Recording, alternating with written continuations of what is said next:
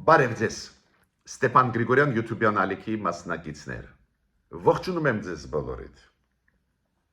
Այսօր հունիսի 9-ն է։ Այսօր գլխավոր թեման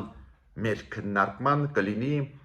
այն խնդիրը, որը մենք լրջագույն խնդիրը, որը ունենք։ Այն հակամարտությունը, որի մեջ են մի կողմից վարչապետ Նիկոլ Փաշինյանը, մյուս կողմից կաթողիկոս Գարեգին Երկրորդը։ Այս լարված վիճակը շարունակվում է։ Նիկոլ Փաշինյանը երեք չարաչորը արեց էլի նոր երկու գրառումներ։ Առաջին նախագահ Լևոն Տեր-Պետրոսյանը այցելեց Էջմիածին, հանդիպեց Գարեգին Երկրորդի հետ։ Ես կասեի այդպես, այս կողմերը պատրաստվում են ինչ-որ լուրջ ճակատամարտի, այդպես տպավորություն է ինձ մոտ ստեղծվում, պարզ է դա չի կարող մեզ չմտահոգել։ Այդ թեման կլինի կարևորագույն թեման այսօր, նաև կարևորագույն թեման այս թեմայի հետ կապված կլինի նրա հետ ինչ անենք նախկին նախագահ, նախկին վարչապետ, նախկին ազգային ժողով այս կարգավիճակների հետ։ Փորձը ցույց է տալիս, որ բավական մեծ ռեսուրսներ է ծախսում պետությունը այդ նախկին կարգավիճակ ունեցող դեմքերի համար։ Մյուս կողմից մենք տեսնում ենք իրենց ակտիվ մասնակցությունը ներքին քաղաքականության մեջ ու իրանք ունեն արհեստական առավելություններ, դրա մասին էլ պետք է խոսենք, դա ինչ է նշանակում, ու այս փոքր երկիրը, որը ունի սահմանափակ ռեսուրսներ, ինչու պետք է այս ձևի շռայլություն ցուցաբերի։ Նախկին այդ կարգավիճակների համար բավական լուրջ ռեսուրս ծախսի, դրա մասին էլ կխոսենք, ակտուալ են դառնում այդ հարցերը։ Բայց մինչև անցնելը գլխավոր հարցին, Նիկոլ Փաշինյան Գարեգին Երկրորդ հարաբերությունների մասին, ես ուզում եմ ասել շատ կարևոր մի քանի բան։ Տեսակ ոնց է պայքարում Ուկրաինան։ Հաջողությունները Ուկրաինայի մարտի դաշտում, դուք այդ հաջողությունների մասին շատ բաներ եք լսել, հաջողություններ դիվանագիտական, քաղաքական դաշտում, դրա մասին էլ շատ բաներ լսեցինք։ Նոր բաներ ուզում են մի քանի այս հաջող Ուկրաինայի քայլերից ասել։ Ֆրանսիան որոշում ընդունեց, դրա մասին հայտարարեց Ֆրանսիայի պաշտպանության նախարարությունը, որ ATS-ների, դրոնների գործարան է կառուցում Ուկրաինայում։ Ֆրանսիան ներգրավում է այդ հարցի մեջ եւ Ֆրանսիայի ռազմաարդյունաբերության գործարաններ եւ ավտոգիգանտներ Ֆրանսիայի ճանաչված։ Մեծ հաջողություն Ուկրաինայի համար։ Դրոնների արտադրանքը Ուկրաինայում փայլուն է գնում, բայց նոր տեխնոլոգիաներ էլի բերում է Ֆրանսիան, որ էլի ուժեղացնի Ուկրաինային։ Դրոնների դերը պատերազմում ինչքան մեծ է դուք գիտեք։ Կանադան հերթական աջակցություն տվեց Ուկրաինային, կոնկրետ զենք զինամթերք։ Գերմանիան մեծ փաթեթ։ Էլ չեմ շարունակի, գիտեք դրա մասին։ Ուկրաինան մարտի դաշտում լուրջ հաջողությունների հասնում է, դուք գիտեք, այդ պայթեցված կամուրջները լրջագույն վիճակի մեջ են դնում Ռուսաստանի տնտեսությունը, լրջագույն հարված տվեց Ուկրաինան մի քանի օր առաջ ռուսական ռազմավարական ավիացիային, նաև դա գիտեք, նոր հաջողություն եղավ 3-4 օրը Ռուսաստանի Su-35-ը խոցվեց։ Ուկրաինան կարողացավ խփել Su-35-ը։ Դա Ռուսաստանի ամենաառաջատար կործանիչներ են ռազմական ավիացիայի։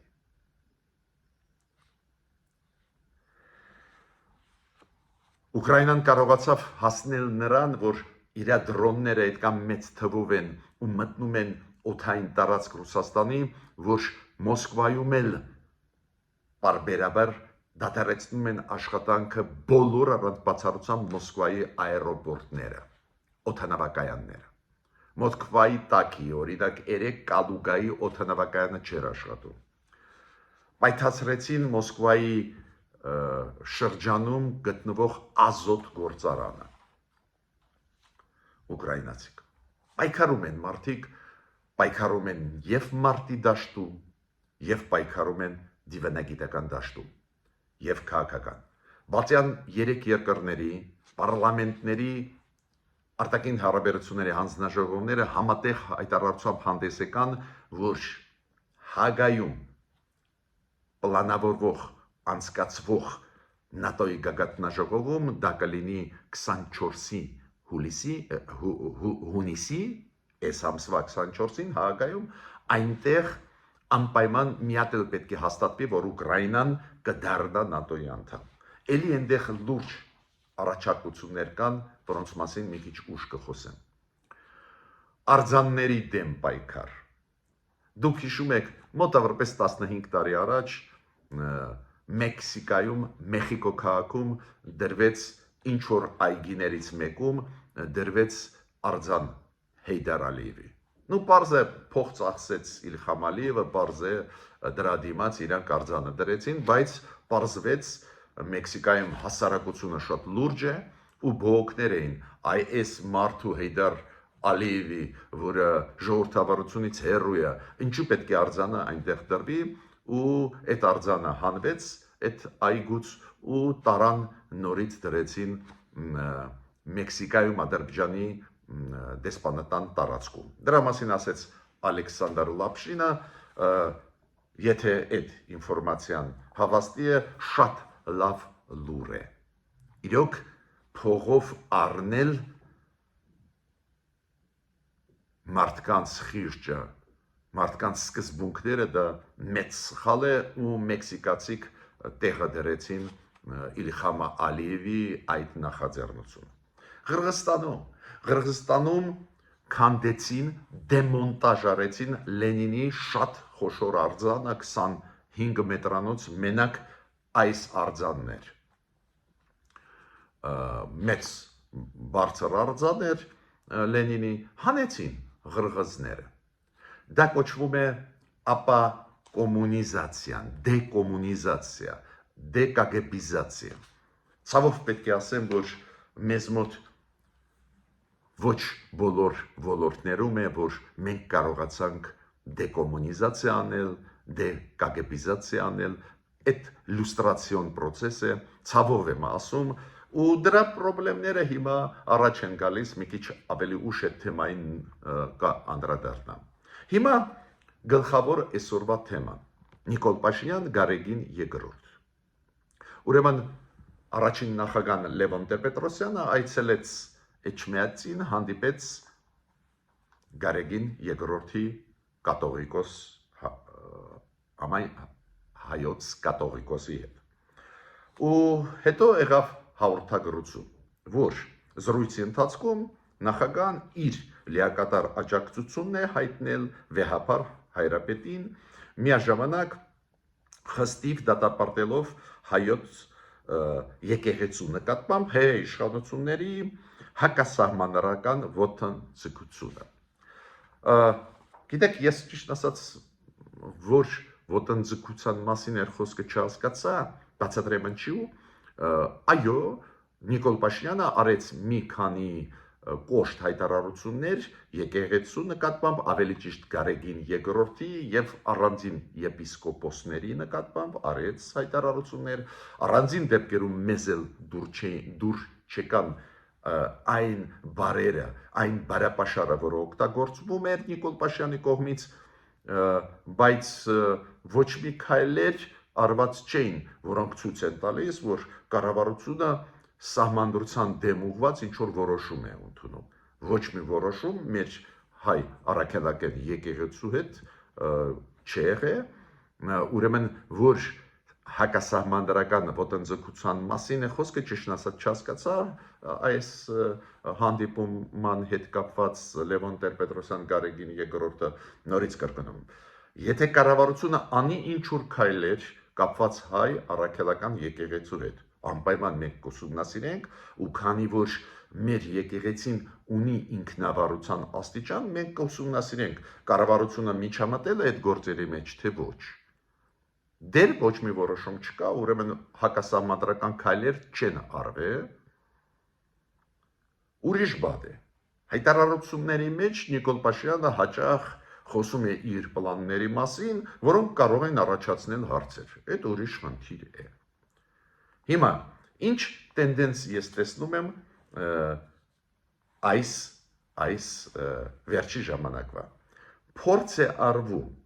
այն հարցադրումը, որը անում է Նիկոլ Փաշինյան վարչապետը, կոպիտ ասած Գարեգին երկրորդը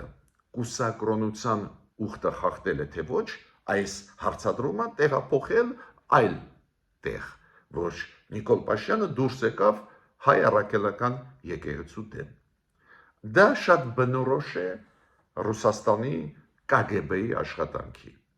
կամ FSB-ի աշխատանքի։ Երբ որ մարդը դնում է հարց, օրինակ, Հայաստանը դրեց հարց Ռուսաստանի առջև եւ ՀԱՊԿ-ի առջև, հիշում եք։ Երբ որ 2022 թվին ադրբեջանցիք մտան Հայաստանի տարածք, հասան Ջերմուկ, մերոնք դրեցին հարց։ Մենք դաշնակից ենք, ուրեմն աջակցեք։ Հիշում եք ինչով էին մեզ պատասխանում ու շարունակում են ոնց պատասխանել։ Մեզ ասում են, բայց մենք բարեկամ ժողովուրդներ ենք, ինչի եք սրում հարաբերությունները մեր մեջ։ Այո, մենք բարեկամ ժողովուրդներ ենք, բայց մենք Պուտինի ղեկավարությանը ասում ենք ու նույն Պուտինին, բայց ինչի՞ չես աջակցել, մենք դաշնակից ենք, չենք, մենք պայմանագրեր ունենք։ Ռուսաստանը ունի պարտավորություն ՀԱՊԿ-ը մեզ աջակցել, ինչի՞ չեք աջակցում։ Նորից տանում են ուրիշ դաշտ, ուրիշ հարցերից են խոսում։ Ասում են մենք ունենք համատեղ երկար փայլուն ապրելու ժառանգություն կամ պատմություն։ Այո, փայլուն ապրել ենք, հետո մենք հիմա կոնկրետ ենք ասում, մեր վրա հարձակվեցին։ Այս KGB-ական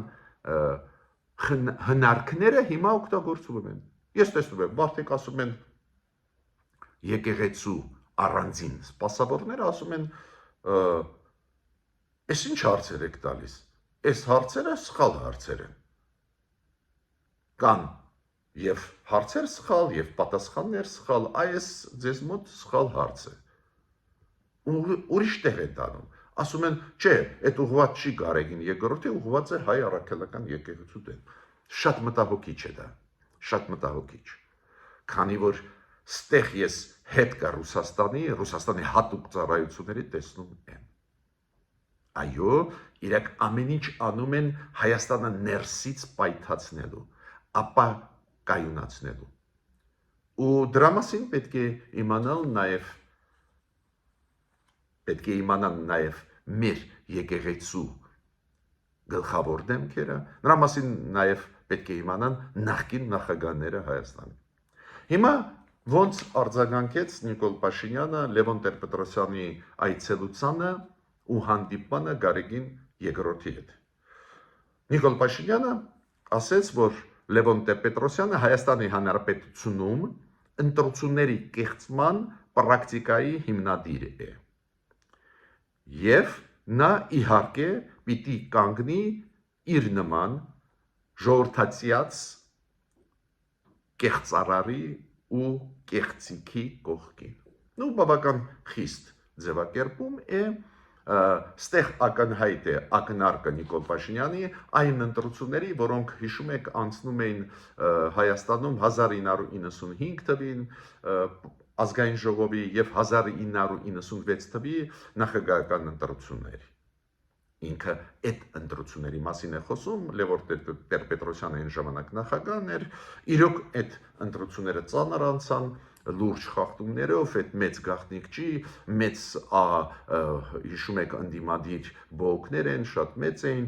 ու Նիկոլ Փաշինյանը ինչ է ասում, այ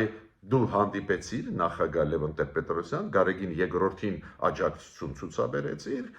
հա քեզ միավորում է, որ կեղծել եք ընտրությունները եւ այլ, միտքը դա է։ Մյուս հայտարարությունը արեց Նիկոլ Փաշինյանը 3։ Այս հայտարարությունը արվեց 3 չարաչորը։ 3 Նիկոլ Փաշինյանը մի հատ էլ հայտարարություն արեց, ասեց, որ պետությունը, իշխանությունը պատկանում է ժողովրդին, եկեղեցին պատկանում է ժողովրդին, ու մենք պետությունը, իշխանությունը վերադարձրել ենք ժողովրդին, եկեղեցին նույնպես պիտի վերադարձնենք ժողովրդին։ Շարունակում է այս հակամարտությունը, նաև լեզվակռիվը շարունակում է Նիկոլ Փաշինյան Գարեգին II։ Ինձ այս process-ում շատ բան է մտահոգում, գլխավոր մտահոգիչը նա է,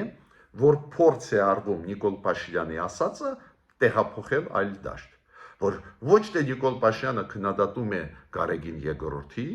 ինչը հենց կա, ինքը քննադատում է Գարեգին II-ի, պահանջում է պատասխան Գարեգին II-ի։ Փորձում են արհեստականորեն տեղափոխել այլ դաշտ, որ իբր Նիկոլ Փաշինյանը դուրս է գալիս հայ առաքելական եկեղեցու դեմ։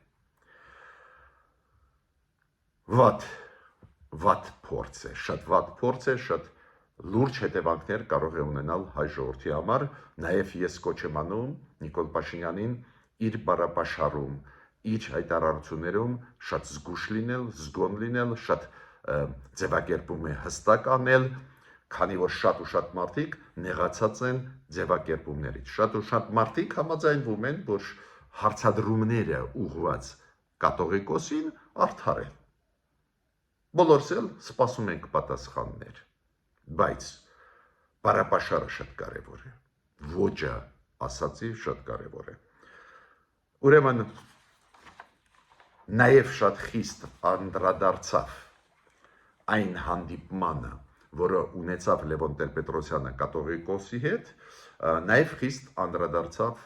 մեր ազգային ժողովի նախագահ պարոն Ալեն Սիմոնյանը։ Ինքը ասեց, որ մարտի 1-ին ոչ դու Լևոն Տեր-Պետրոսյան, ոչ էլ դիմացինդ, նու նկատի ինքը ուներ Գարեգին II-ին, դուրս չեկաք տանից, եւ ժողովուրդը քո անունը գորալով գնդակահարվում էր։ Բավական խիստ ձևակերպում են, որ դուք ժողովրդի հետ չէիք, ժողովրդին սպանում էին, ժողովուրդը ձեր անունը տալիս էր, կանչում էր, բայց դուք չեկաք։ Էլի կա խիստ մաս այս ասացի Ալեն Սիմոնյանի, ամեն ինչ արեցիր, ինքը նկատի ունին Լևոն Տեր-Պետրոսյանին, որ քեզ այլևս չհիշեն, կամ կհիշեն որպես անհաջող անցյալի փորձանք։ Պարզ է, ցանկացած դեպքում այս ձևի հակամարտություն, այսօրվա իշխանություն նախկին, այսօրվա իշխանություն Գարեգին II չի կարող մեզ չմտահոգել։ Մենք բոլորս հարգում ենք հայ առաքելական եկեղեցին, մենք բոլորս հարգում ենք մեր պատմությունը, նաև մեր եկեղեցու պատմությունը, հպարտ ենք, որ մենք առաջինը ընդունեցինք պետական մակարդակով քրիստոնեությունը, ամբողջ աշխարհը այդ փաստերը ընդունում է, ու շատ ցավում եմ, որ այս ձևի լարված վիճակ մենք ունենք, վարչապետ կաթողիկոս, բայց էլ ավելի մտահոգված եմ, որ փորձ է արվում նախկինների կողմից, միգուցե նույնիսկ կաթողիկոսի կողմից այս հակադրումը տեղափոխել այլ դաշտ, իբր Նիկոլ Փաշինյանը դեմ է հայ առաքելական եկեղեցուն, դեմ է։ Հիմա ինչ անենք, ինչը դա նշանակում, ինչ մտահոգություններ մենք ունենք, շատ կարևոր է հասկանալ, որտեղից է այդ ամեն ինչը գալիս։ Իրոք, իմ կոչը կառավարության իր հայտարարություններով լինել զգոն, ուշադիր, բառապաշարը մեծ դեր է խաղում։ Շատ ու շատ մարդիկ, ովքեր հասկանում են, որ Նիկոլ Փաշինյանի հարցադրումը Գարեգին II-ի նկատմամբ ունես երեխա թե ոչ, կամ խախտել ես կուսակրոնության ուխտը թե ոչ, շատ նորմալ հարցադրում է, բայց մարդիկ հաճախ մտահոգված են, որ բարապաշարը, որը օգտագործվում է, շատ խիստ է անհարիր վարչապետին։ Ուրեմն վարչապետը պետք է իմանա, զգուշավոր պետք է արտահայտվի, քանի որ իր հարցադրումները նորմալ են, ինքը ոչ մի քայլ դեռ չի արել, որը սահմանադրության դեմ է ուղղված, բայց քանի որ Ռուսաստանի պրոքսիները, Ռուսաստանի KGB-ն շատ ակտիվ աշխատում է Հայաստանի ներսում, իրանք կուզենային այս պայքարը տեղափոխել այլ դաշտ ու լարվածությունը մեծացնել Հայաստանի ներսում, որ այն ինչ անում է այսօր կառավարությունը, բազմավեկտոր քաղաքականություն կամ ոնց է ասում բալանսավորված քաղաքականություն, որը անում է Հայաստանի այսօրվա կառավարությունը տապալելու համար։ Ի վերջո հիմքում այս process-ների հակամարտության գիտեք ինչ է նստած։ Մեկ հասարակ հարց։ Այսօրվա կառավարությունը Հայաստանի Նիկոլ Փաշինյանի գլխավորությամբ սկսեց դիվերսիֆիկացնել իր արտաքին քաղաքականությունը, իր ռազմատեխնիկական համագործակցությունը։ Դա պարզ է չեն կարող տանել Ռուսաստանում։ Ու Ռուսաստանը տարբեր մեխանիզմներով, նաև եկեղեցին օգտագործելով, նաև նախկին նախագահներին օգտագործելով, փորձում է ապակայունացնել ներսում Հայաստանի վիճակը։ Ու կարևոր չի, այդ մարդիկ հասկանում են, որ Ռուսաստանը իրենց օգտագործում է, թե ոչ։ Ակնհայտ է ինձ համար, որ Նիկոլ Փաշինյանի բազմավեկտոր քաղաքականությունը հանգիստ չի տալիս Ռուսաստանին։ Իրանք սովոր են, որ դու ստրուկ ես։ Իրանք սովոր են, որ դու պետք է անես իրանք ինչ իրանք ասում են։ Հիմա այս կառավարությունը ուժ գտավ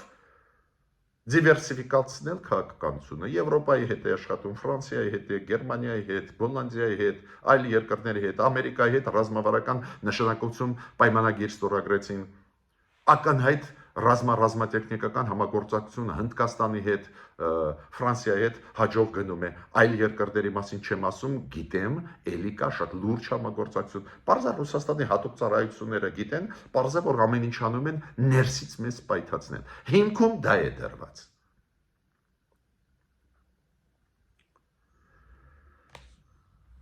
Դա ռուսական հիբրիդային պատերազմի բաղադրիչն է։ Ինչքանով հասկանում է կաթողիկոսը, նախկին մեր նախագահները, ինչքանով դա հասկանում են, որ Ռուսաստանը իրանց օգտագործում է, ես չգիտեմ։ Բայց ակնհայտ է, որ օգտագործում է։ Հիմա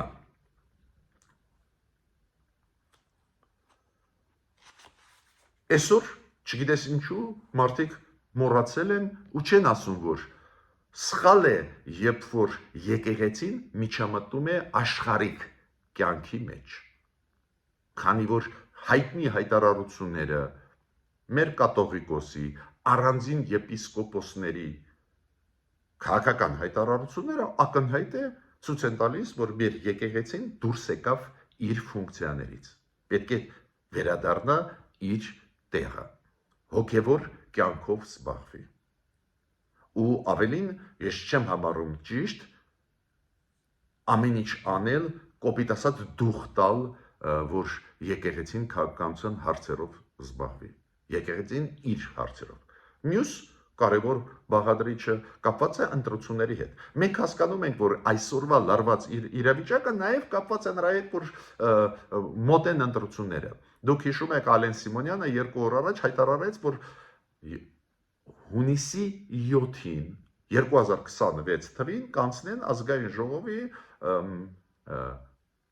հերթական ընտրությունները։ Ուղիղ 1 տարի մնաց, նույնիսկ 2 օր պակաս 1 տարուց մնացին այդ ընտրությունները։ Պարզ է շատ ու շատ լարվածություններ, որոնք ներսում կան, այդ բաղադրիչը իրենց մեջ պարունակում են։ Ուրեմն բոլոր խաղացողները Հայաստանի քաղաքական դաշտի խաղացողները պետք է իմանան, որ այո, նորմալ է, իրանք իրավունք ունեն պայքարել, իրավունք ունեն իրար դեմ քայլեր անեն, քննադատեն եւ այլ, բայց սահման պետք է լինի։ Կա թշնամիներ, դժբախտաբար կան թշնամի պետություններ ու իդեմս Ադրբեջանի եւ Ռուսաստանի, ովքեր կուզենան օգտագործել, որ ներսում այդքան լարված լինի, որ դրսից իրանք լուծեն իրանց ուզած հարցերը։ Ու ես համարում եմ հիբրիդային պատերազմի տարերից մեկն է, որը մենք այսօր տեսնում ենք։ Հիմա այն, որ համախմբվածություն գնում է մյուս դաշտում Նիկոլ Փաշինյանի դեմ, իր մեջ պարունակում է մեկ կարևոր բաղադրիչ։ Մեծ մասը պրոռուսականների համախմբվում են, նաև այդ թվում նախկին նախագահները։ Նախկին նախագահները նաև փորձում են օգտագործել եկեղեցին, այստեղ անպայման պետք է սահման լինի։ Եկեղեցին չպետք է մտնի քաղաքական դաշտ։ Դու պարզ է իշխանություններն էլ նաև եկեղեցու գործերի մեջ ունեն սահմանափակ հնարավորություն միջամտելու։ Բայց ես այսօրվա իմ ելույթի վերջի մասում շատ կարևոր մտքերով ուզում եմ ձեզ հետ կիսվել։ Հասկացանք, ես ներկայացրեցի իրավիճակը, ներկայացրեցի բավական տրամաբանական պահանջ Նիկոլ Փաշինյանի, հաղթեց Գարեգին երկրորդը կուսակրոնության ուխտը թե ոչ, եւ այլն շատ նորմալ պահանջ է։ Ես ներկայացրեցի ցույց տալով ոնց փորձում են այս բնական շատ նորմալ հարց բարձրացրած վարչապետի կողմից շահարկել, տանել այլ դաշտ, որ իբր ինքը հայ առաքելական եկեղեցու դեմ է, ինչը չի համապատասխանում իրականության։ Ես նորից ասեմ ձեզ, օրինակ ես մեծ հարգանքով եմ մեր եկեղեցու նկատմամբ, բայց Ռուսաստանը օգտագործում է հիբրիդային պատերազմ։ Շատ նուրբ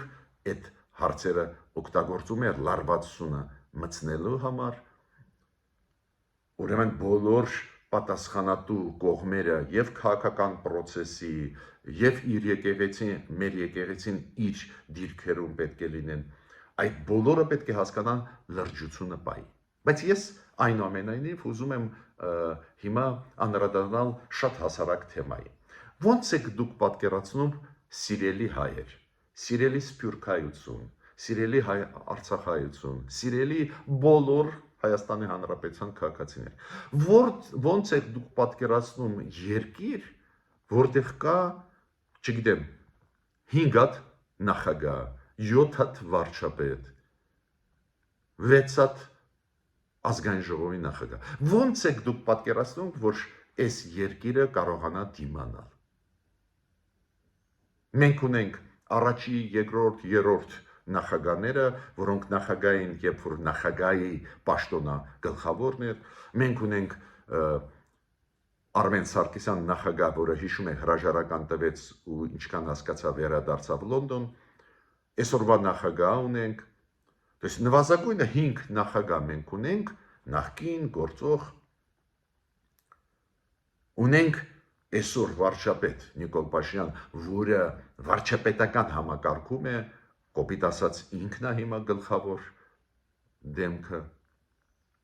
ունենք նախկին վարչապետներ, ու շատերը չգիտեն, որ բոլորը ունեն, հիմա այսօրվաներին թողեք մի կողմ, բոլորը ունեն լուրջ ռեսուրսներ։ Ինչ առումով պետությունը շատերին ու նախագահներին 100%-ով ապահովում է անվտանգությունով, այն պատավատները չեմ ասում, գրասենյակների մասին չեմ ասում, անընդհատ հիշում եք, չէ, առաջի, երկրորդ, երրորդ նախագահների գրասենյակների ինչ որ հայտարարություններ են անում։ Շատերը չգիտեն, որ նախկին ազգային ժողովի նախագահները, նախկին վարչապետները իրանք էլ ունեն ինչ որ հնարավորություն պետությունը ֆինանսավորում է, չգիտեմ, իրանց մեքենաները ունեն, վարորդները ունեն։ Այս փոքր երկրում այս հարցերը հենց Նիկոլ Փաշինյանի լիազորությունների մեջ են։ Նայեք, այս ինչը կատարվում։ Տներ են իրանց բաժանում այդ նախկիներին։ Նու պարզ է նախկին նախագահները ավելի մեծ արտոնություններ ունեն, վարչապետները եւ ազգային ժողովի նախագահները ավելի նախկին, ավելի քիչ, բայց միտքս ինչու՞մ է, Ասենք այդ նախկին ինստիտուտը պետք է վերանային քննարկենք, Հայաստանը փոքր երկիր է, այս ինչ ռեսուրսների վատնում է։ Այստեղ է, որ լիազորությունները Նիկոլ Փաշինյանի 100%-ով պետք է աշխատեն։